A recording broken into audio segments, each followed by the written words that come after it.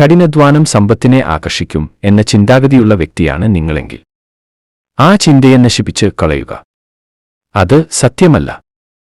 എങ്ങനെയാണോ നിങ്ങളുടെ മനസ്സ്, അതുപോലെയാണ് ലോകവും. നിങ്ങളുടെ ചിന്തകളിൽ ശ്രദ്ധ കേന്ദ്രീകരിക്കുക. അവ പ്രവർത്തനങ്ങളുടെ തുടക്കമാണ്. മനുഷ്യൻ അവന്റെ ചിന്തകളുടെ ഉൽപ്പന്നമാണ്. എന്ത് ചിന്തിക്കുന്നുവോ അതായിത്തീരും. മനുഷ്യർ തങ്ങളുടെ മിക്കവാറും എല്ലാ പദ്ധതികളും സൃഷ്ടിച്ചെടുക്കുന്ന പണിശാലയാണ് ഭാവന. പ്രചോദനം, ഇച്ഛ എന്നിവയ്ക്ക് ഇവിടെ ആകൃതി നൽകപ്പെടുന്നു. ഒരു രൂപമുണ്ടാകുന്നു.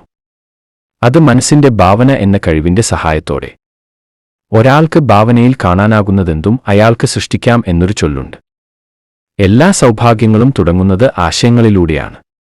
ആശയങ്ങൾ ഭാവനയുടെ ഉൽപ്പന്നങ്ങളാണ്. കൃത്യമായ ലക്ഷ്യത്തിനോടൊപ്പം തീർച്ചയുള്ള പദ്ധതികളുമുണ്ടെങ്കിൽ ഒരാശയത്തെ ധനമാക്കി മാറ്റാനാകും. ചിന്തക്കും പ്രവൃത്തിക്കും ഇടയിലുള്ള സമയമാണ് മടി. മടിയുടെ അളവാണ് മനുഷ്യന്റെ ഭാവി നിശ്ചയിക്കുന്നത്. ബുദ്ധിയുടെ യഥാർത്ഥ ലക്ഷണം അറിവല്ല, ഭാവനയാണ്. ലക്ഷ്യങ്ങളാണ് നമ്മെ ആവേശത്തോടെ നിലനിർത്തുന്നത്. നമ്മുടെ ചിന്തകളാണ് നമുക്ക് ചുറ്റുമുള്ള ലോകം സൃഷ്ടിക്കുന്നത്. തന്റെ ലക്ഷ്യം തീരുമാനിക്കാൻ കഴിയാത്ത ഒരാൾക്ക് വിജയിക്കാൻ കഴിയില്ല. ജീവിതം ഒരു കണ്ണാടി പോലെയാണ്. നിങ്ങൾ പുഞ്ചിരിച്ചാൽ മാത്രമേ അത് നിങ്ങൾക്ക് നേരെ പുഞ്ചിരിക്കുകയുള്ളൂ. നിങ്ങൾ എന്നേക്കും ജീവിക്കും എന്നതുപോലെ സ്വപ്നം കാണുക. നിങ്ങൾ ഇന്ന് മരിക്കുന്നതുപോലെ ജീവിക്കുക.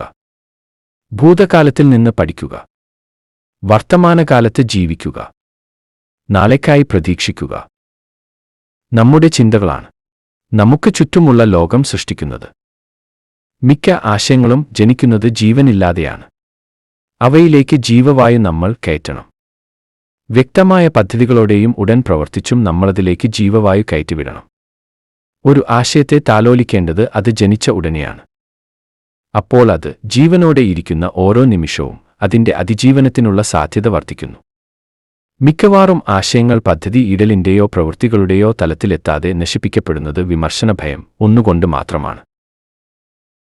ആഗ്രഹിക്കാനും പ്ലാൻ ചെയ്യാനും ആവശ്യമുള്ള കാര്യങ്ങൾ ചോദിച്ചു വാങ്ങാനും തയ്യാറല്ലാത്തവരുടെയും അവയെ അവഗണിക്കുന്നവരുടെയും കയ്യെത്തും ദൂരത്തുള്ള ഒന്നല്ല സാമ്പത്തിക സ്വാതന്ത്ര്യവും സമ്പത്തും. അനുകൂലമായ അവസരങ്ങൾ വന്നതുകൊണ്ടാണ് വിജയങ്ങൾ ഉണ്ടാകുന്നത് എന്നാണ് പലരും കരുതിയിരിക്കുന്നത്. മനുഷ്യൻ സൃഷ്ടിക്കുന്നതോ നേടിയെടുക്കുന്നതോ ആയ എല്ലാം തുടങ്ങുന്നത് ആഗ്രഹത്തിൽ നിന്നാണ്. ആ ആഗ്രഹത്തെ ഒരു യാത്രയിലുടനീളം നമ്മൾ കൊണ്ടുനടക്കുന്നു. ഭാവനയുടെ ഒരു പണിശാലയിലൂടെ അത് കടന്നു പോകുന്നു. അവിടെ വെച്ച് അതിനെ ക്രമപ്പെടുത്തുകയും ചെയ്യുന്നു.